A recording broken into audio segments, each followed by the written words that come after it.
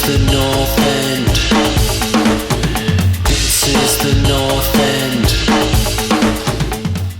Hey guys, this is JP California coming at you guys, well, from inside a house in California because the rain has taken over. It has been raining for almost 2 weeks now in California. This is the most rain we've gotten in probably a decade. I don't know. It feels like it's been forever. I can't even get on the field to practice with my high school team.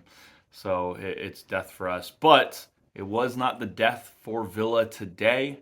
Villa played at home on the 4th of January against Wolves. And we got 5 things we got to do about their 1-1 draw. So here we go straight into the match. 5 things.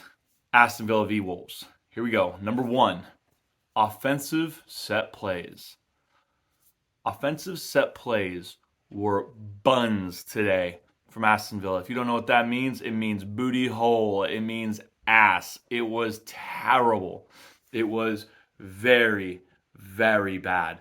Corner kicks, set pieces, it didn't matter. There was no good opportunities created from a set piece from Villa today. And this isn't a one game off. This is a reoccurring theme, which is that Villa are just not good at set pieces. We had one free kick by Luka Dean that Sarr kind of palmed over the goal, but he was always going to get to it. I'm actually surprised he didn't catch it. But corner after corner did not beat the first Wolves defender. Corner after corner, we did not win. I don't think on any corner or whipped in cross from a set piece did we win the first head ball. Not once. And so for me, that's just not good enough for a professional team. You got to be trying to win 50% of those, maybe even 30% of those, but still getting on top of something. And Villa have a coach for this named Austin McPhee. Now, when Steven Gerrard was fired, Austin McPhee kept his kept his job. Austin McPhee was allowed to stay on the coaching staff. And for me, there's all these stories about him coming out with so much data and looking at every aspect and analytics of set pieces for Villa, but it doesn't seem to be resulting in more goals or less goals. It just seems to be doing the exact same thing we've always done. Maybe we're better in defensive situations, but in offensive situations, we still score very rarely from set pieces. Actually, the free kick earlier this year against Man U, where Luka Dean scored a direct free kick, was the first one in about 3 years. So what is Austin McPhee really doing at Aston Villa? Questions have to be raised, because if he's not doing the job and we're not creating good chances from corner pieces, then we're missing a piece of the game that could be utilized for Villa's advantage. Number 2, typical Villa. That first half from Villa was abysmal. Many fans in the stadium, you could verbally hear getting frustrated with Aston Villa because of poor passing, because of miscommunications, because of lack of offensive play, because of their inability to keep the ball. It was almost like Villa completely forgot how to play soccer for 10 or 15 minutes in the middle of that first half, and the Villa fans will let them know. And that's just kind of a typical thing Villa's been struggling with since Dean Smith.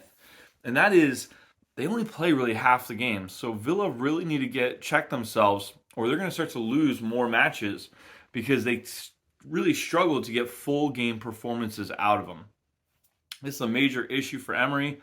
It wasn't against Tottenham the other week where clearly Villa played a decent first half and a much better second half. But this game was a buns first half and a much better second half. So hopefully Unai Emery can figure out how to get Villa ticking over 45 minutes. Number 3, Danny Ings. Danny Ings is a goal scorer extraordinaire. I've said it a few times that I think his legs are going, but he pulled off a worldie today to get that first little touch to bring the ball down and then knock it over a very sad Jose Sarr, who had fallen, slipped to his feet, to his knees, and basically could not get up in time to make a good effort. And not only that, but Danny Ings played well. He had more touches in basically 30 minutes than Ollie Watkins did in 60. And he had one shot on goal, one key pass, And he almost had another assist with a ball he played over the top for Leon Bailey in the last minute of the game where Leon Bailey missed. And this brings back a huge point in some of the reports that are coming out about Danny Ings. The reports are that Aston Villa will look for a price to recoup and sell Danny Ings. Now, Danny Ings is probably the best goal scorer at Aston Villa, but he hasn't been given a regular shot in the team recently. And so my concern is, hey, if you sell him and you bring in somebody else who can't finish, a game like today would see Villa lose instead of tie. What is the better outcome? Play him and sit Ollie Watkins? Play him with Ollie Watkins? I don't know. But the idea of selling Danny Ings just feels like it would leave Villa a little short up top. Maybe he has a forward in mind that he wants to bring in, someone who will do the job. But Danny Ings is a goal scorer, and hopefully he can put in a few more before his time at Villa comes to an end. Number 4, Leon Bailey, the enigma. I don't know what to say about this performance other than it probably was his worst performance for Aston Villa. In the final minute, he gets played over the top by Danny Ings.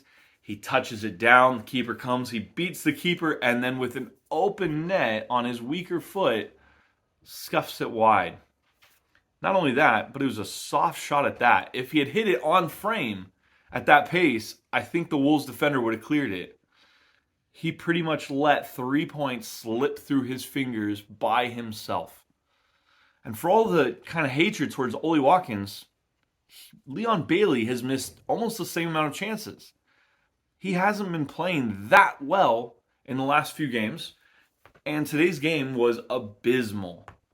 So much so that here's some of the points that I need to bring up. Okay, he was dispossessed 6 times. He had 7 crosses, but only 3 of them were successful.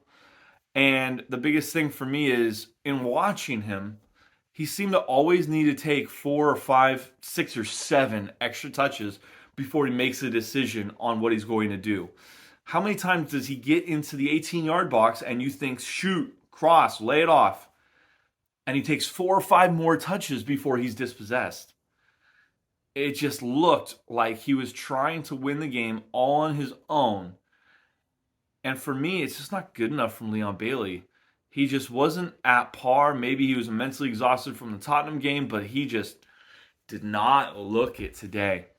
And so for me, Leon Bailey probably needs a quick ride on the bench for 2 or 3 games to recompose himself and reset. We have Stevenage up next, which is a great opportunity for him to be rested. We got a few other games coming up where I know we'll need him. So Leon Bailey needs to get his head out of the ground, reset himself, go back to basics a little bit, and finish his opportunities. Number 5, and the final thing is no easy games. Aston Villa and Villa fans in general seem to always do this. When we have a great result, or we have a run of 2 or 3 good results, we look ahead to the schedule and we say, oh, there's 4 games coming up. We should be able to get 9 of 12 points. We should be able to get 12 of 12 points. Y'all are fickle. And Villa fans, myself included, need to stop doing that, because there's no easy games in this league. There's no automatic wins. I don't care if you're playing Wolves or if you're playing the last place team. Like, if you're a Villa fan, you gotta know every banana peel on the ground of an EPL opponent is a possibility to lose or draw. And this was another one of those performances. You know, this was an opportunity against the bottom 3 team where we could have taken some solid points, made up some ground, continued to catch up to the top 8, but we slipped. And I think Villa fans in general kind of push this feeling that a game's an easy game, a pushover game. And it's not. Villa need to work as hard as they can in every game to get results, because that is the EPL, and that is honestly the quality of the player Villa have at the moment. They are not going to walk through teams like Wolves. They're not going to walk through teams like Southampton. They're not going to walk through teams like Stevenage even, right? They got to go out there and play well. And we didn't play well today. We did not play well for 45 minutes, and you can't win a game with only 45 minutes. We do have 4 games up that are winnable. Okay, Stevenage, Leeds, Southampton, and Leicester. To make a good run at that, Villa need to start off with a winning streak. They need to beat Stevenage, and they need to go into Leeds well. It's not going to be easy. But the Emery era has started. Let's see who he brings in. Let's see how we do over these next 4 games to give a real good, fair assessment of Villa moving forward. Don't try and guess, oh, we need to win the next 2 and tie one. Why? Why do that to yourself? Knock that off. Stop doing that. Okay? Just think about how is the team progressing.